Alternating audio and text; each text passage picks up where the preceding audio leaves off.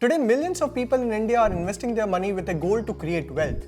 However, the biggest mistake that people make is in the beginning itself. Mistake is that they directly jump to pick the best investment option, be it some stocks or some mutual funds and so on. But it is not the right approach. You should not directly jump to identify the best investment. Remember how every investment product's ad ends with all investments are subject to market risk? That is where you need to begin. Hello everyone, I am Sahil Bhadviya and welcome to another video of this educational series. In this video, we will discuss various steps involved in goal-based investing. So first step is know yourself. First question you should ask is, how much risk is right for you to take? This involves your nature. Maybe you are naturally a risk taker or a safe player or somewhere in between.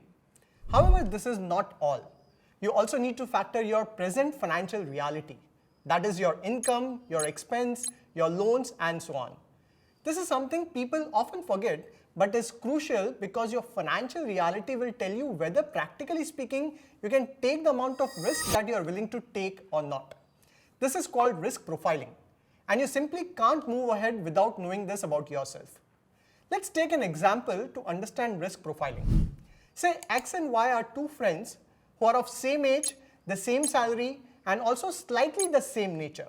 But the key difference is X's wife is a housewife and he also has a 5-year-old child. Plus he has recently bought a house using a 75 lakh rupees home loan. Y on the other hand lives in an inherited house. His wife is also working and he does not have any kids yet. As you can see, even though they are very similar, their risk profile will end up being very different and hence so will their portfolios. Clearly, X with higher liabilities, a lower saving rate and lower household income has much lower risk-taking capabilities than Y. But remember, risk profile should be updated regularly because situation in life keep changing. Now Y and his wife had twins because of which she left her job. And Y also shifted to a new city for a job where rent became a big expense. In this case, risk appetite of Y would go down significantly. That's why never underestimate the importance of risk profiling and also regularly, at least every year, keep updating it. Then step 2 is define your goals. Once you know your risk profile, second step is goal-based investing. Now many people have heard of goal-based, but not all truly understand its benefit. The main reason you should break down your important financial milestone is because a goal-based approach helps in first, prioritizing your milestones. Not all dreams are required at the same time. For instance, you may want to purchase house in 3-year time, retire early after 15 years, but for your child's education in a great school, you may require school fee every year. A goal-based approach helps you understand the timeline of each important milestone. Second, it helps in allocating monthly contribution. Depending upon how much money is required for each goal, you can efficiently allocate your monthly saving in right amount towards each to achieve them. For example, if after all your expenses, you are able to save rupees 50,000 each month for investment, then without a goal-based approach, you will simply pick a few stocks or mutual funds and spread the money randomly. But with a goal-based approach, you know that your most immediate goal is first a school fee of 2 lakh that is required every year. Then next comes your 15 lakh down payment for home purchase in 3 years. Finally, you have early retirement corpus of 5 crore rupees but in 15 years. When you understand this clearly, you can now prioritize and distribute that monthly 50,000 rupee in the right proportion for each goal. Then third step is constructing goal-specific portfolios.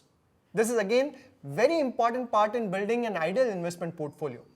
Since now you know your risk profile and your goals, you can create a customized portfolio that is not only right for that goal, but also one that creates the right balance in your overall portfolio. For instance, based on the above example, you need 15 lakh rupee in 3 years for down payment of home loan, but rupees 5 crore in 15 years. A simple difference in the two portfolio will be that for 15-year goal, you can take maximum equity exposure as per your risk profile, but for the 3-year goal, you may need a lower exposure than that. Why? That's because if the market crashes and does not recover for say 6 to 12 months, then in 15-year goal, you have all the time in the world to get back on track. but for the 3-year goal, you have already lost more than 15 to 30% of total amount.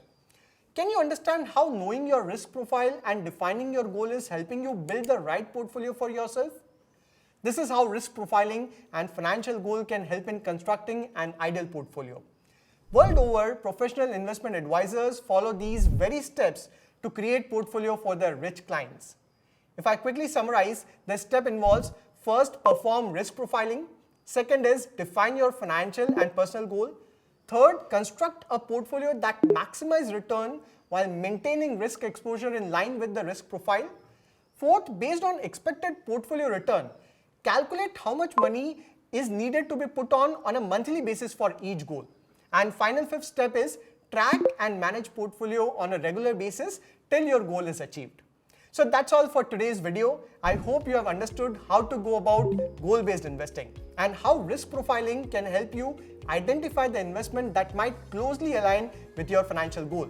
I'll see you again for another video. Thank you so much.